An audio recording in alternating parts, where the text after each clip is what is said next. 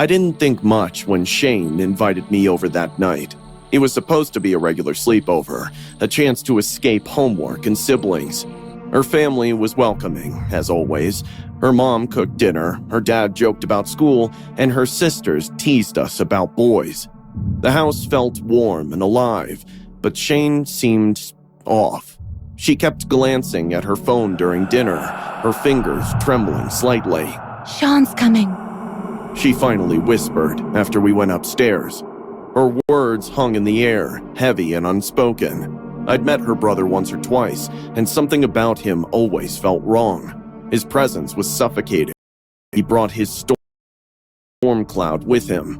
"Why?" I asked. "He wants money. Dad's going to say no." She didn't have to say the rest. I didn't push her, but I remembered the rumors about him. People in town said Sean wasn't right. He had a temper, a way of looking at you like he was planning something you wouldn't like. It was after midnight when his car pulled into the driveway. Shane's body tensed. "Why is he here so late?" I asked. "He wants money. He always does. It's never enough."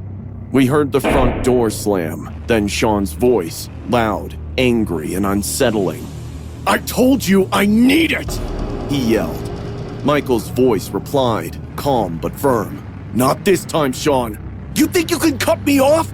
Sean roared. "I'm part of this family!" Shane stood up, her hands shaking. "I need to see what's happening. Don't." I whispered, grabbing her arm, but she pulled away. From the hallway, I peeked out and saw her at the top of the stairs. Her parents stood below, blocking Sean's path. The rifle appeared abruptly, too quickly to process. The first shot echoed through the house, and Michael crumpled, blood pooling around him. "Mike!" Sandra screamed, rushing to him. "Please, Sean, don't!" She begged, her voice breaking. The second shot hit her in the chest, throwing her back against the stairs. She tumbled, her body landing awkwardly at the bottom. "Mom!" Shane screamed. Sean's head snapped up, his face twisted with rage. "Run!" I hissed, backing into her room and diving under the bed. Heavy boots stomped up the stairs. "Where are you, Shane?" Sean called out, his voice sing-song. I pressed myself against the wall, and my breath caught in my throat. Through the gap under the bed, I could see his boots, blood dripping from the soles, pacing the hallway. "You think you're better than me?" he growled. "I'm the one who should be in charge. Me!" A scream erupted from downstairs. "Sheena!" "Stay away!" she shrieked. Her voice was cut short by another gunshot. The footsteps returned. The door to Shane's room creaked open. His boots stepped inside, leaving crimson stains on the carpet. "Where's my little sis, Shane?" he called out. I peeked through the crack and saw her. She was in the corner, crouched in the closet, the glow of her phone lighting her face. "Help us!" She sobbed into the phone. "Please!" The closet door flew open. "What the hell do you think you're doing?" Sean barked, grabbing the phone and slamming it right beside her face. "Calling the cops, eh?" he sneered. "Sean, stop! Please, you don't have to do this!" Shane begged, tears streaming down her face. "Is that so?" His voice dropped to a chilling whisper. "You don't tell me what to do!" He grabbed her by the hair, dragging her out of the closet. Shane clawed at his hand, kicking and screaming. "Please, Sean! I'm your sister! We're your family!" He froze, tilting his head. Then he laughed, a low guttural sound that sent chills through me. "Family!" he spat, raising his bloodied boot. "Then taste the blood of the family!" He stomped his boot into her face, forcing her head back. Shane gagged, choking as blood spilled from her mouth. "Shut up!" he roared, his voice echoing off the walls. He pressed harder, slamming her head into the floor, her cries muffled by the weight of his boot. I clenched my fists, tears streaming down my face, trying to muffle my own sobs. Finally, he stepped back and raised the rifle, aiming at her head. she screamed. The shot rang out, and blood splattered across the wall. Shane's body slumped lifelessly to the floor, her head at an unnatural angle. Sean crouched over her, tilting his head, as if admiring his artwork. You should have stayed quiet. I stayed frozen, unable to move, the bloodied floor etched into my mind. When the paramedics pulled me out from under the bed hours later, I couldn't speak. I couldn't even cry. I told no one who I was. The evidence was enough to convict him, but every night I see her face, hear her voice, and feel the weight of my terror. And I'll never stop hearing Sean's laughter, cold and endless. The Sean Bentler murder case occurred in 2006 in Bonaparte, Iowa, when 22-year-old Sean Bentler killed his parents, Michael and Sandra, and his 3 younger sisters, aged 17, 14, and 12. Bentler shot his family with a rifle in an attempt to inherit the family's wealth and take control of their successful grain business. The crime was uncovered when one of the sisters called 911 during the attack, identifying Sean as the killer. He was arrested shortly after and convicted of 5 counts of first-degree murder.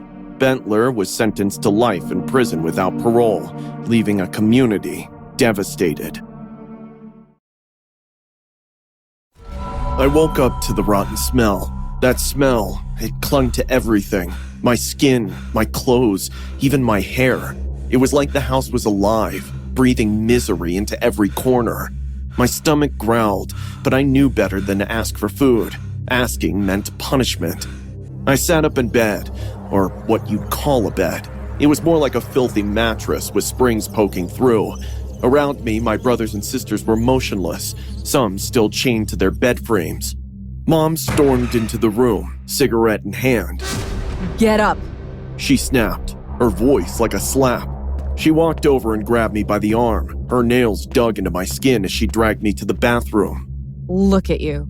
She spat, shoving me toward the mirror.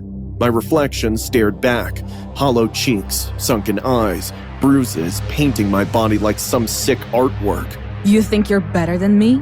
She grinned, a cruel twist of her lips. Let's fix that. The cigarette burned as she pressed it into my shoulder. I bit my lip so hard I tasted blood.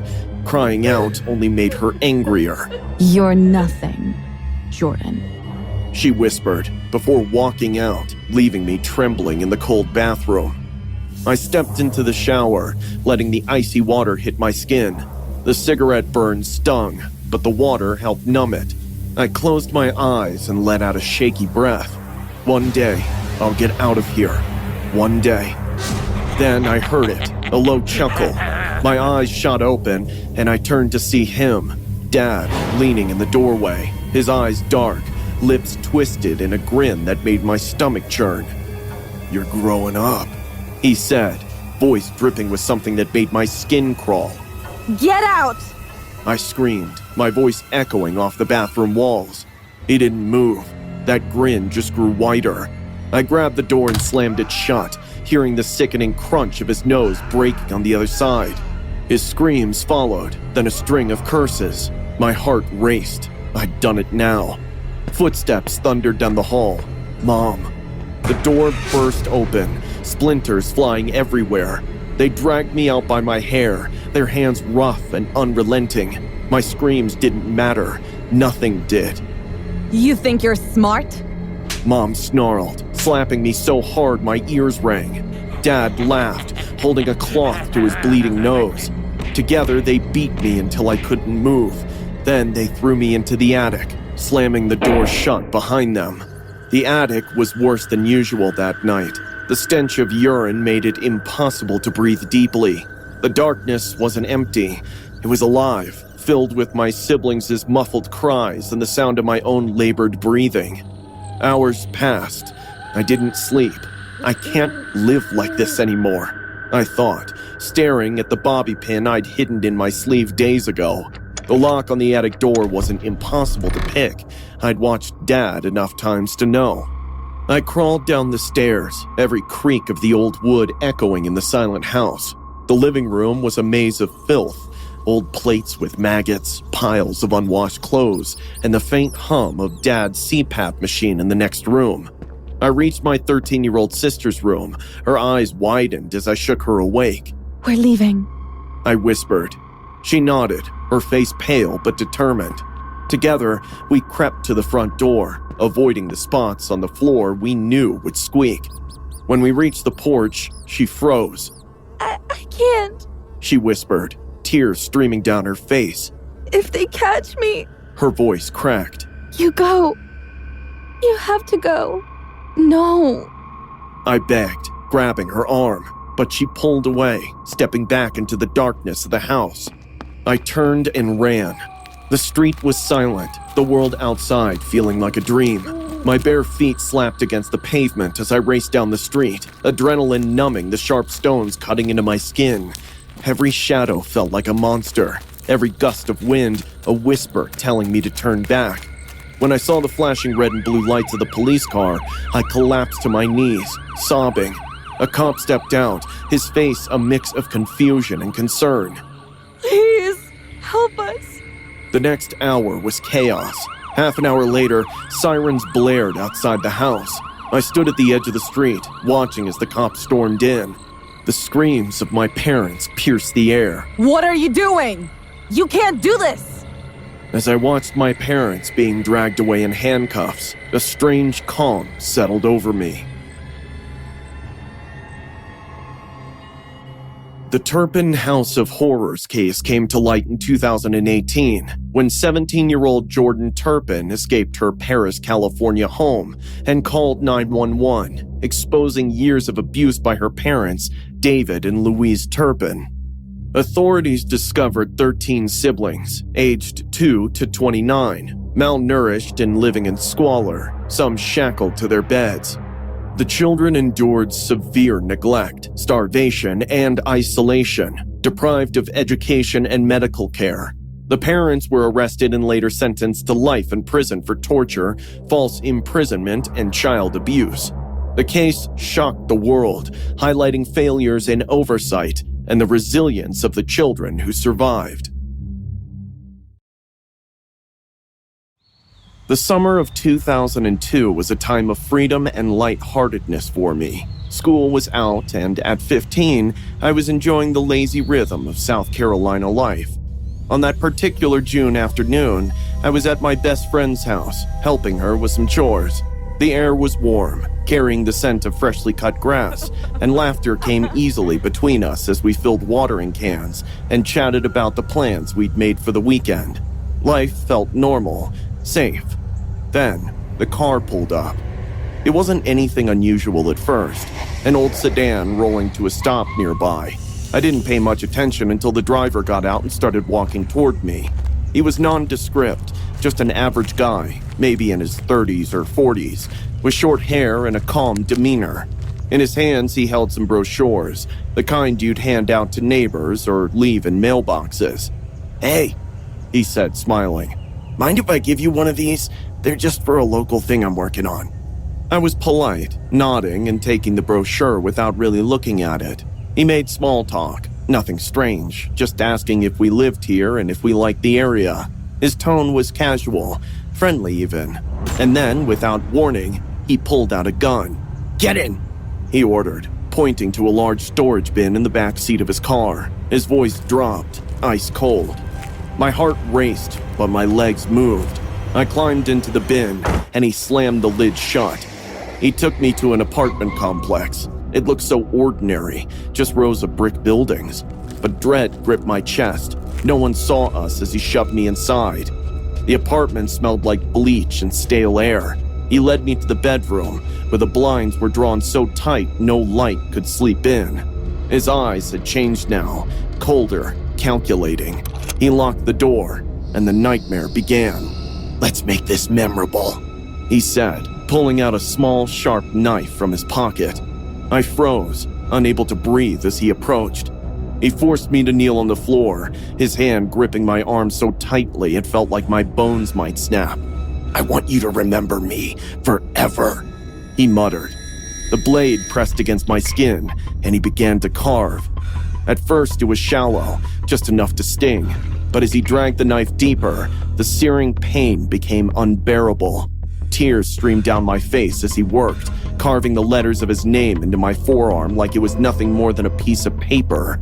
Blood dripped onto the floor, pooling between us. "See?" he said, stepping back to admire his handiwork. "Now you're mine, forever." The pain blurred my vision, but I refused to cry out. I wouldn't give him that satisfaction. Hours passed. He slapped me when I didn't respond fast enough and shoved me against the wall when I tried to resist. At one point, he dragged me into the bathroom. My wrists were bound with duct tape, and he turned the shower on ice cold, shoving me under the spray. The water hit like needles, stealing my breath and leaving me shaking violently. "Cleans you up," he muttered. "Gotta keep things neat." Back in the bedroom, he tied me to the bed, cuffing my hands to the frame and securing my ankle to the post. My arm throbbed where he'd carved his name, the cut still raw and bleeding. "Take this," he said, forcing a pill into my mouth. "You'll sleep." When he finally fell asleep beside me, snoring softly, I forced myself to move. My head swam from the drugs, but I couldn't give in to the fog. Slowly, I pulled my hands toward my mouth, twisting my wrists just enough to bring the cuff clasp to my teeth. The metal was cold, the screw impossibly small, but I worked at it, bit by bit. Minutes stretched into an eternity, then the clasp gave way. My hands were still cuffed, but I could move them freely. Carefully, I untied the rope from my ankle. My movements were slow and deliberate, every tiny sound amplified in the silent room. When I finally stood, my heart was pounding so hard I thought it might wake him. I turned toward the door but stopped when I saw the closet. Its accordion-style doors were open just enough to catch my attention. I shouldn't have looked. Inside, piles of dresses were heaped together. They weren't ordinary clothes. Bloodstains streaked the fabric, dark and dried, some barely visible and others glaring under the dim light. My breath caught in my throat and panic clawed at me. These dresses didn't belong to me. They belonged to others, other girls. I didn't wait a second more and ran straight to the main road. Once outside, the cool night air hit me and I broke into a run. A car approached and I flung myself in front of it, waving my arms wildly. The driver slammed on the brakes. Help me. I gasped. I have been kidnapped. Take me to the cops. On June 24, 2002, Richard Evonitz abducted 15-year-old Kara Robinson from a friend's yard in Greenville, South Carolina. He got out of his car and approached her, pretending to offer her some pamphlets. After she said her friend's parents were not home, Evonitz held a gun to her neck and then forced her into a plastic bin. He took her to his apartment where he tortured her for 18 hours. Brave Kara Robinson managed to free herself and then escape while Evonitz was asleep. She went outside and found two men in a car and they took her to the sheriff's office. Later that day, Evonitz was surrounded by police, where he passed away after realizing he has been caught.